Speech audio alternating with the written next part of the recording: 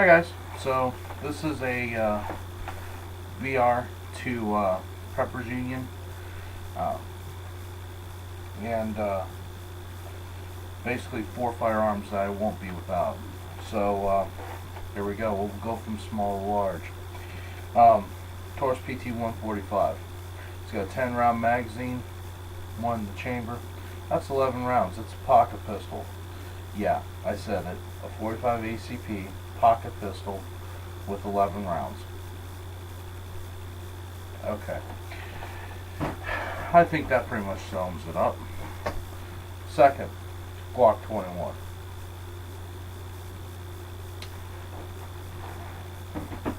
Is there anything else that needs to be said? It's a Glock 21. Okay. I didn't think so either. Ruger 1022. I've modified it severely. Everybody knows what a 22 is good for. Just about everything. It's light, it's easy to carry, it's easy to get a bunch of ammo, it's cheap, and 22 caliber, especially after you pop a couple of rounds in anything, it's gonna die.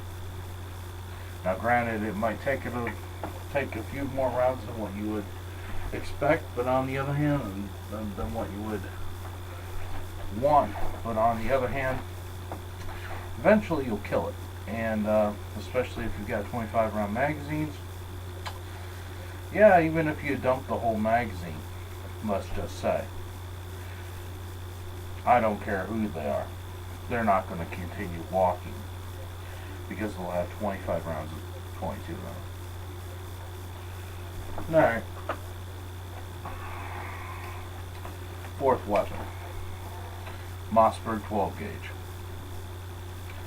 I've modified mine to where instead of having a 5 round magazine too, I've modified it to where I now have a 7 round magazine too.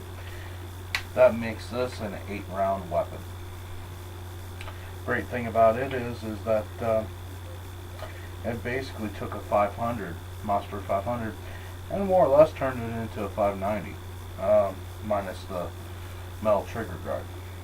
I also have a side saddle with 6 rounds.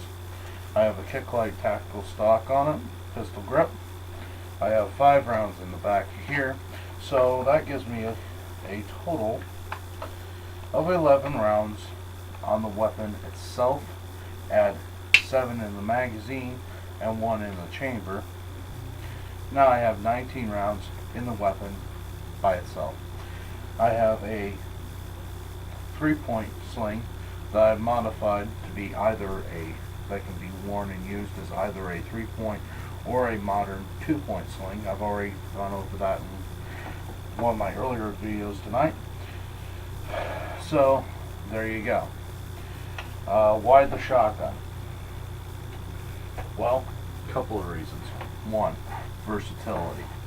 Look, I can shoot birdshot, I can shoot buckshot, I can shoot slugs, I can shoot any number of exotic rounds that I can come up with. Pretty much if I put it down the barrel, it'll come back out as long as it fits. Okay? The barrel that I have on it right now, it is a cylinder choke barrel, so I'm not worried about shooting dimes out of it if I need to. I'm also, on that same barrel, it does have rifle sights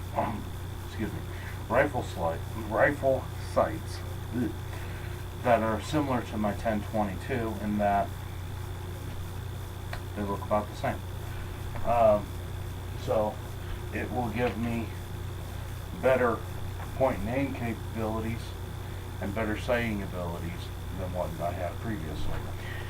At the end of my front blade sight, I have painted some glow-in-the-dark paint on it so that if I need to, I can take a flashlight, charge it up real quick, and if it's a dark situation and I hear something, I can charge it up with a flashlight real quick, you know, and I've got a 200 lumen flashlight.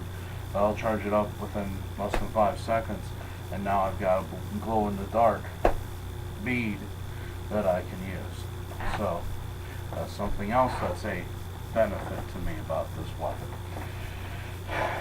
let's go even further. Okay, so let's actually talk about reloading shotgun shells. Shotgun is one of the easiest things on the planet to reload. All you need is the primer. You can get a case of 209 primers for about $8, a little less than, depending on where you go. And now you have 100 primers, okay?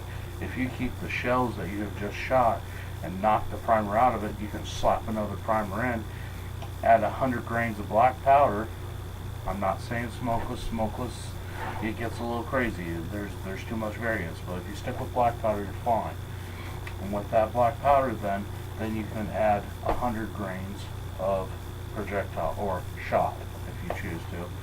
You could use 100 grains worth of BBs. Dave Canterbury has shown that, and it works great. I also happen to be a black powder shooter.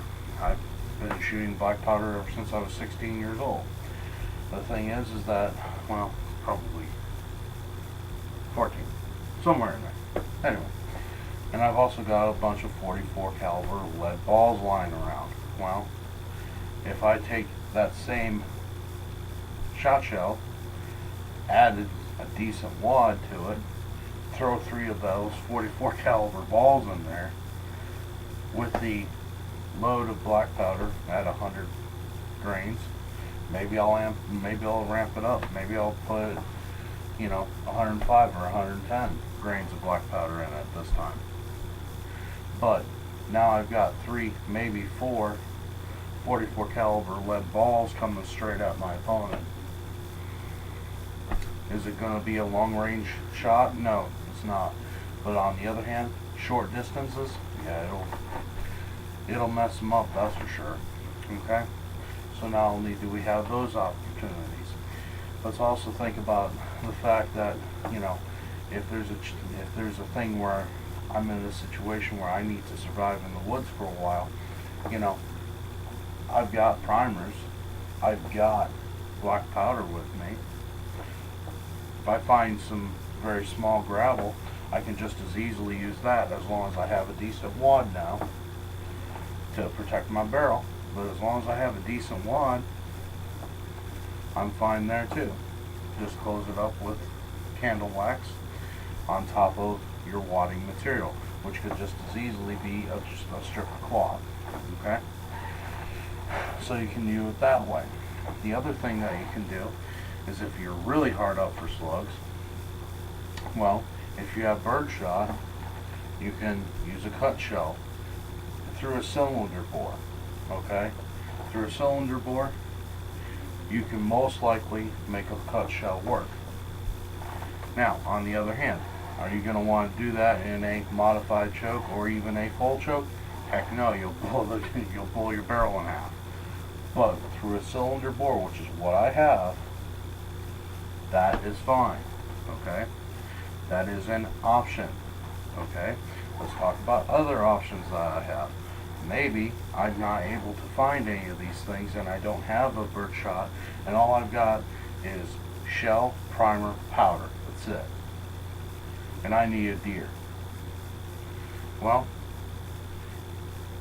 it would not be unheard of, and it could be done, that I find a correct diameter of twig or stick for that bore, and I could use that, a small section of that, and use it and carve a wooden slug. It's been known to have been done. It has been done, and it has worked. So the thing is that when it comes down to survival guns, you're not going to get better than a 12 gauge shotgun and a 22. You're just not. If you think of it from a fire team position or something like that, where I need to defend my camp from, say, a bear, okay? I have yet to see anything that can withstand a 12 gauge slug. I don't care. Let alone 8 of them. Now, there are some caveats to a 12 gauge. Slow to reload. Yup, slow to reload. Yup, Absolutely. That's why I've got a 22. So that while one person is reloading the 12 gauge, the other person can be engaging with the 22 and keeping things at bay long enough to bring the 12 gauge back into action. And that's the point. The other reason why I have the Glock 21 and the Taurus PT-145, I've got backups, okay? Maybe I've gotten into a situation where I've run my shotgun dry and I don't have time to reload it. Okay, that's when I go to my 21. Or maybe that's where I go to my Taurus. Okay? The fact of the matter is it's not just enough to have a firearm or 4 firearms. You have to have a system built from those firearms. Okay?